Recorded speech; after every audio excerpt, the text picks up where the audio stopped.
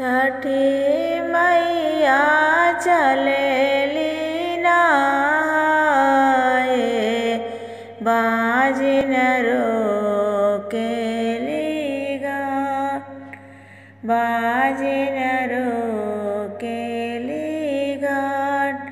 हटी जाओ बजनी बिटियावा, बाज होया हमरो घाट, बाज होया हमरो घाट। हम तो से पूछी लाहो छठिया मैया, कैसे पड़ल बजनी के नाम, कैसे पड़ल बजनी के नाम।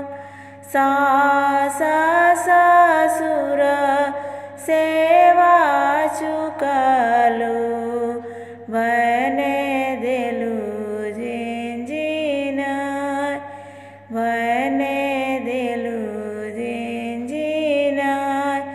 कगवा के दूध भात ना दियलु, परि गइल बजनी के नाम, परि गइल बजनी के नाम।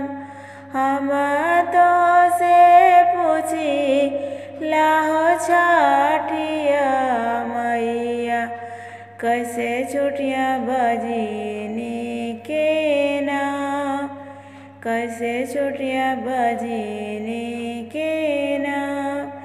सास ससुर नित गोड़ लगिहा, बने करिया सोना दान। कगवा के दूध भात खियइहा, छूटी जया बजनी के नाम, छूटी जया